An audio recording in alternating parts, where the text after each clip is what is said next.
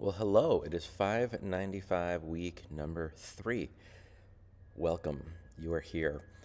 I'm recording this on a Friday afternoon, just had our Halloween shindig. Um, most years, I don't know, most years, a bunch of years since I've been tech director, I'll do some tech something.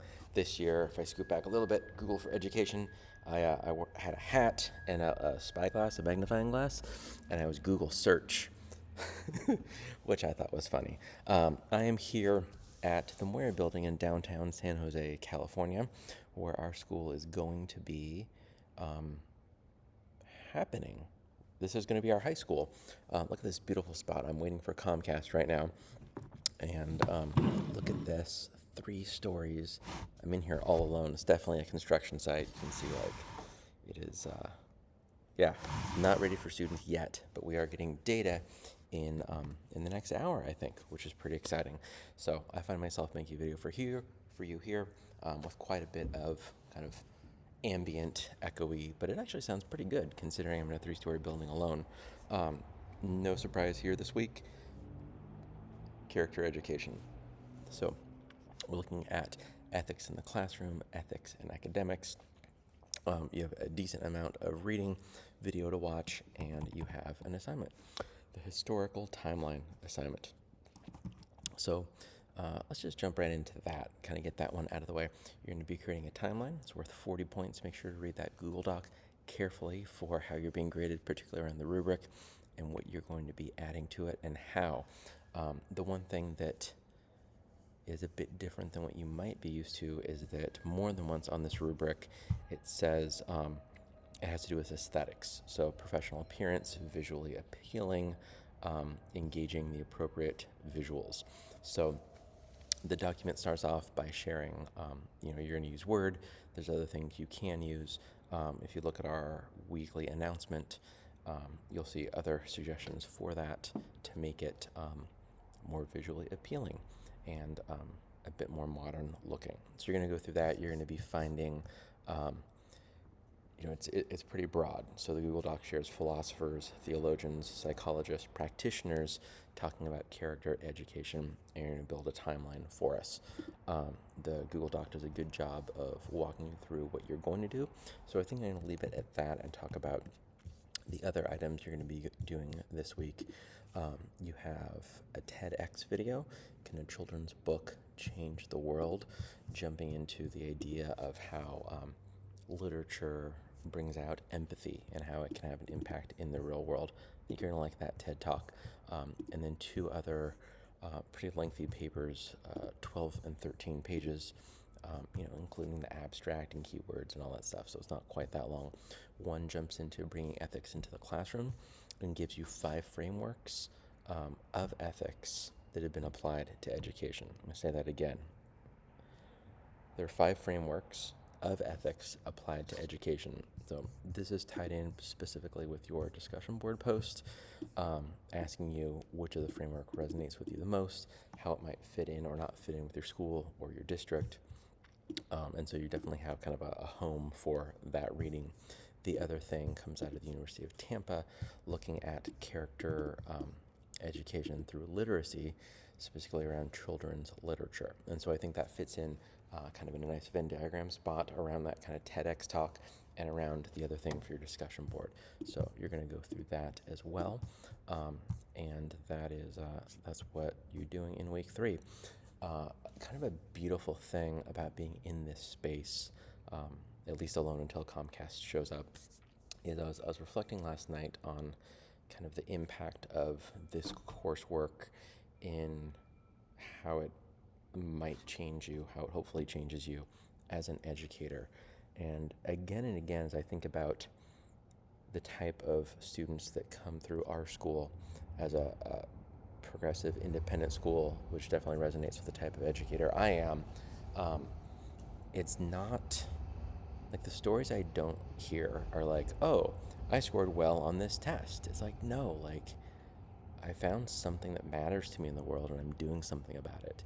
And seeing our students do this whole Halloween event where they presented like the slides and gave out the awards for like the door decorating contest. There was a middle school rock band that came in like during their lunch to play. Like these are the moments that people in our community, that parents want to capture. Um, these are the memorable ones, the ones that I think build the character of our students. It's less about like doing the math worksheet.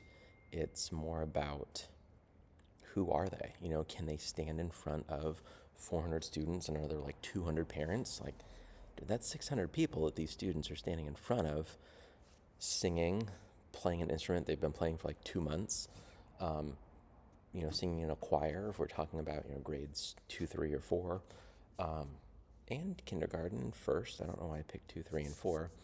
Or actually standing up there with a microphone going through slides saying, and now it's time for like our wheel of fun, and they like spin the raffle wheel that spins, and like they made that video and they submitted it in a Google form, and um, the only thing I really did was like add it to the final slides, so it's not in Google Slides, it's in Keynote, because when you have 600 people around, you don't want Google Slides streaming on the internet with a video.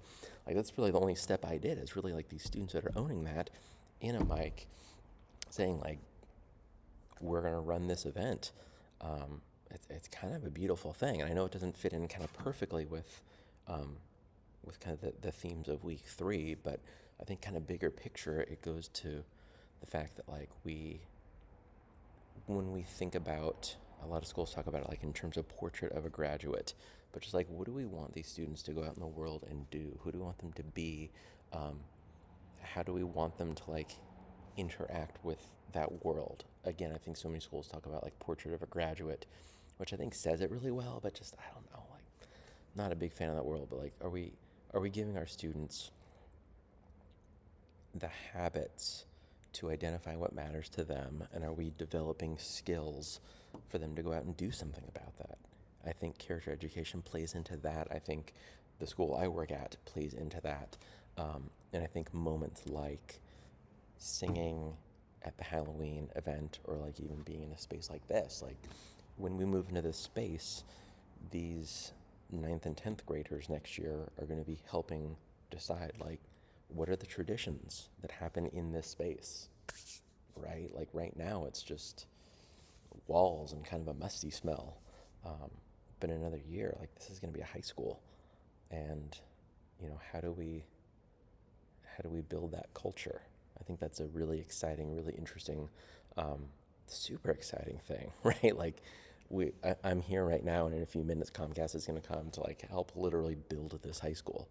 And I think that a lot of lessons learned in this coursework will tee up educators, but then hopefully tee up, you know, your students and, you know, colleagues to be able to jump into and kind of lean into moments like this, and then whatever that looks like in your own, whether it's kind of more traditional character education.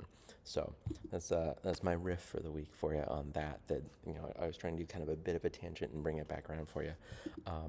If you have questions, please reach out.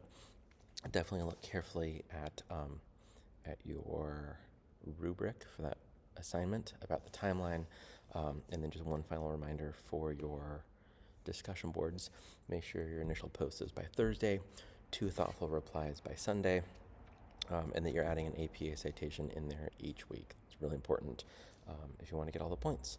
So that is all for week 3. Happy week 3, everybody.